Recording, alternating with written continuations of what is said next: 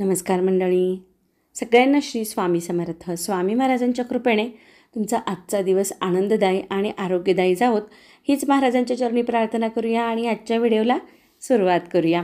टायटलवरून तुमच्या लक्षात आलंच असेल, व्हिडिओ खूप खास आहे, त्यामुळे शेवटपर्यंत नक्की पहा. तर मंडळी, अन्नाची देवी म्हणून ओळखली जाणारी देवी अन्नपूर्णा मातेची मूर्ती केव्हा घ्यावी, ती देवघरात कुठे स्थापित करावी आणि ज्या धान्यामध्ये आपण ती मूर्ती स्थापित करणार आहोत त्या धान्याचं काय करावं, काय करू नयेत, कोणत्या चुका टाळाव्यात, ही सर्व माहिती आपण आजच्या व्हिडिओमध्ये पाहणार आहोत. तर आपल्या देवघरात जे 5 महत्त्वाचे देव असायला पाहिजेत त्यापैकी अन्नपूर्णा मातेची मूर्ती एक महत्त्वाची मूर्ती आहे. अन्नपूर्णा मातेच्या मूर्तीशिवाय आपले देवघर अपूर्ण आहे.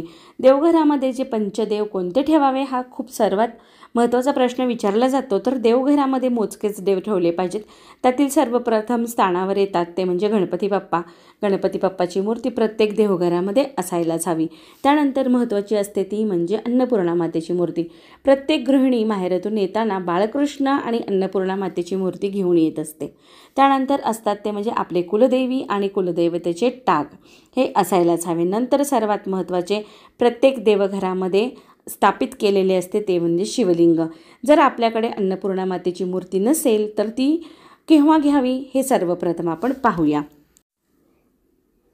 अन्नाची देवी म्हणून ओळखली जाणारी अन्नपूर्णा मातेची मूर्ती ही प्रत्येक देवघरामध्ये असायलाच हवी. असे कोणतेच देवघर नसेल जिथे अन्नपूर्णा मातेची मूर्ती नसेल.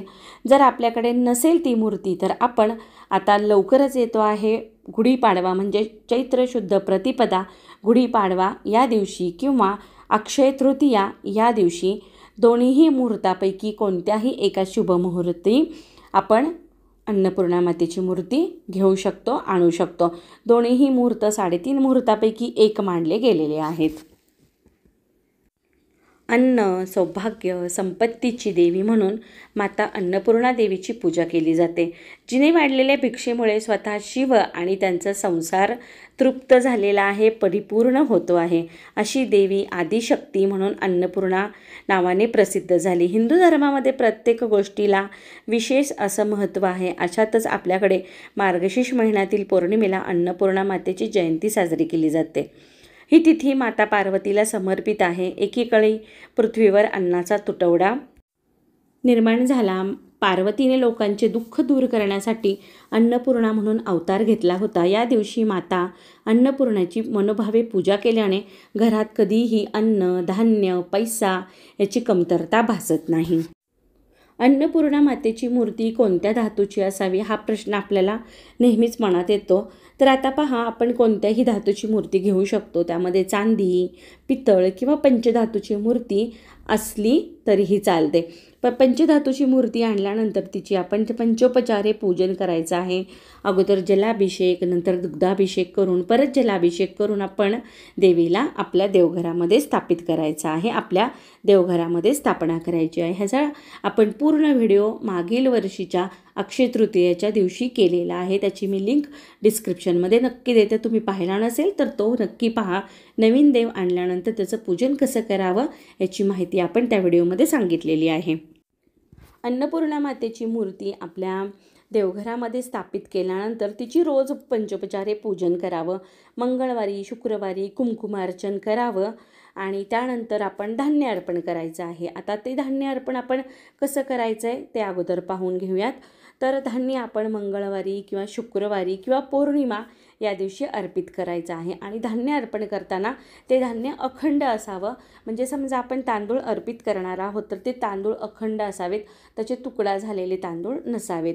असे हे आपल्याला धान्य घ्यायचं आहे आणि थोडं थोडं करून आपल्याला देवीच्या डोक्यावरून अर्पित करायचं आहे. इतकं अर्पित करायचं की अर्ध जे देवीचे पाय आहेत आणि ती पळी आहे तिथपर्यंत ते धान्य आलं पाहिजे. आणि त्यानंतर ते धान्य जे आपण अर्पित केलेलं आहे ते आपण लगेच काढायचं नाही आहे. 1-2 तास तरी किमान आपल्याला त्या धान्यामध्ये देवी ठेवायची आहे. ह्या पद्धतीनं आपण देवीची धान्य अर्पण करून पूजा मंगळवार, शुक्रवार किंवा पौर्णिमेला करायची आहे. त्यानंतर हे जे धान्य आपण अर्पण केलेलं आहे 2-3 तासांनी काढल्यानंतर आपल्या ज्या स्वयंपाकघरातील जे आपल्या धान्याचे डब्बे असतात त्यामध्ये ते धान्य आपण मिक्स करायचं आहे. त्यामुळे ना आपल्याला अन्नपूर्णा मातेचे आशीर्वाद प्राप्त होतो आणि घरामध्ये बरकत राहते. घरात अन्नपूर्णा मातेची सेवा घडणे अत्यंत महत्त्वाचे आहे. धान्य अर्पण करायचा विधी किमान आठवड्यातून एकदा तरी प्रत्येकाच्या घरोघरी व्हावा. ह्यामुळे माता अन्नपूर्णा आपल्या घरावरती प्रसन्न राहते. त्यानंतर माता अन्नपूर्णावरती आपल्याला मंगळवार, शुक्रवार किंवा पौर्णिमा या दिवशी कुंकुमार्चन करायचे. कारण माता अन्नपूर्णा हे माता पार्वती आदिशक्तीचे रूप मानले जाते आणि ह्या पद्धतीने आपण कुंकुमार्चन करायचं आहे. ज्या पद्धतीने आपण श्रीयंत्रावरती किंवा आईसाहेबांच्या टाकावरती करतो त्याच पद्धतीचं आपल्याला अन्नपूर्णा मातेच्या मूर्तीवरती देखील कुंकुमार्चन करायचं आहे. आणि त्यानंतर जे कुंकू आहे ते आपण एका करंड्यामध्ये किंवा एका पुडीमध्ये भरून ठेवून रोजच्या रोज आपण ते कुंकू स्वतः लावून घ्यायचं आहे. ते कुंकू घरातल्यांनीच लावायचं आहे. बाहेरून जर कोणी आलेलं असेल तर ते कुंकू त्यांना लावायचं नाही आहे. त्यानंतर आपण जेव्हा अन्नपूर्णा मातेची मूर्ती पूजन करून आपल्या देवघरामध्ये ठेवतो, स्थापित करतो, त्यावेळी अन्नपूर्णा मातेच्या हातातली जी पळी आहे आणि भांडं आहे त्यामध्ये देखील आपल्याला थोडंसं धान्य घालायचं आहे. ती पळी आणि भांडं कधीच रिकामं ठेवायचं नाही आहे. त्यामुळे आपल्या घरामध्ये, आपल्या किचनमध्ये नेहमी भरभराट राहते, भरपूर अन्न शिजलं जातं आणि आपलं घर नेहमी धनधान्याने भरलेलं राहतं. माता अन्नपूर्णेची मूर्ती आपल्याला देवघरामध्ये जेव्हा स्थापित करतो तेव्हा पितळाच्या किंवा तांब्याच्याच भांड्यामध्ये किंवा वाटीमध्ये स्थापित करायचे. जेव्हा आपण मूर्ती आणू त्यावेळी की नाही आपण छोटंसं प्लेट तांब्याचं किंवा पितळाचं किंवा वाटी तांब्याची किंवा पितळाची भांडं एखादं आपण जे आपल्या देवघरामध्ये व्यवस्थित बसेल असं घेऊन यायचं आहे. आपण स्टीलच्या वाटीमध्ये किंवा स्टीलच्या भांड्यामध्ये मूर्ती स्थापित करायची नाही आहे आणि धान्य व्यवस्थित भरून त्यावरती माता अन्नपूर्णा व्यवस्थित स्थापित होतील इतपत ते भांडं आपल्याला आणायचं आहे. तर आता आपण जी मूर्ती ठेवतो धान्यामध्ये तर त्या मूर्तीचे तांदूळ कधी बदलायचे आहेत हा आपल्याला नेहमी पडणारा प्रश्न आहे. कारण आपण कधीकधी आपला ओला हात लागतो त्यामुळे तांदूळ खराब देखील होऊ शकतात असं आपल्या नेहमी मनात येतं. तर मंगळवार, शुक्रवार, पौर्णिमेला आठवड्यातून एकदा तरी आपल्याला अन्नपूर्णा मातेच्या वाटीतले किंवा प्लेटमधले तांदूळ बदलायचे आहेत. तुम्हाला जर सहज शक्य होत असेल तर ते तांदूळ की नाही रोज जरी बदलले तरीही चालतात. आपले जे तांदूळ आहेत अन्नपूर्णा मातेच्या वाटीतले ते आपण आपल्या धान्यामध्ये मिक्स करू शकतो आणि नवीन तांदूळ आपण मातेच्या मूर्तीच्या वाटीमध्ये भरून ठेवू शकतो. त्यामुळे की नाही आपल्या घरामध्ये कधीच अन्नधान्याची कमतरता पडत नाही. आपण ह्या प्रत्येक केलेल्या सेवेमुळे माता अन्नपूर्णा नेहमी प्रसन्न राहते. घरात अन्नपूर्णा मातेचे स्थान हे आपल्या स्वयंपाकघरामध्ये असते. त्यामुळे आपले स्वयंपाकघर हे स्वच्छ, प्रसन्न आणि नीटनेटके नेहमी असावे. आपल्याला अन्नपूर्णा मातेचा आशीर्वाद स्वयंपाकघरातूनच मिळत असतो. त्यामुळेच आपले घर धनधान्याने भरून राहते. ज्या महिलेच्या डोक्यावर अन्नपूर्णा मातेचा आशीर्वाद असतो त्या घरात कधीच कशाचीच कमतरता भासत नाही. त्यामुळे प्रत्येक मंगळवारी, शुक्रवारी, पौर्णिमेला स्वयंपाकघराची छान स्वच्छता करून गॅस ओटा पुसून ओल्या हळदीने, ओल्या कुंकवाने आपण गॅस ओट्याची स्वस्तिक ह्या चिन्हाने पूजा करावी. धूप दीप दाखवावं, छान रांगोळ्या काढाव्यात आणि मस्त छान अशी पूजा मनोभावे करावी.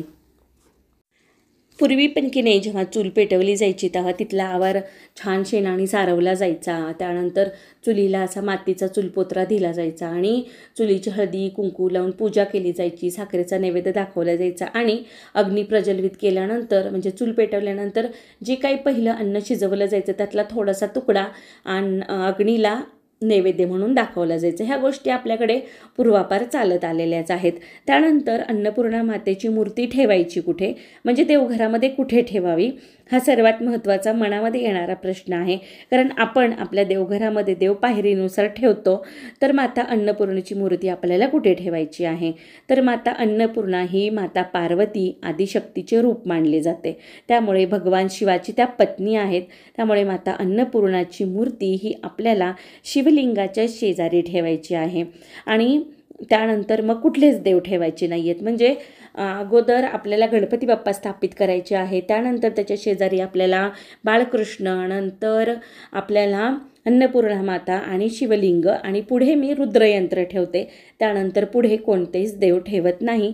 अशी ह्या पद्धतीने आपण दिंडोरी प्रणीत स्वामी समर्थ सेवा मार्गातल्या पद्धतीने मांडणी करतो. आता ही एका भागाची मांडणी झाली. दुसऱ्या भागाची ही मांडणी आपण मागच्या व्हिडिओमध्ये घेतलेली आहे. त्यामुळे आज आपण अन्नपूर्णा मातेची मूर्ती कुठे ठेवावी हे आजच्या व्हिडिओमध्ये पाहिलेलं आहे.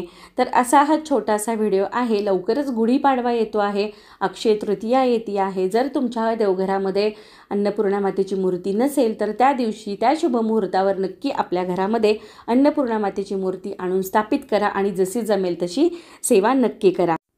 असा हा छोटासा व्हिडिओ आहे. कसा वाटला कमेंट करून नक्की सांगा.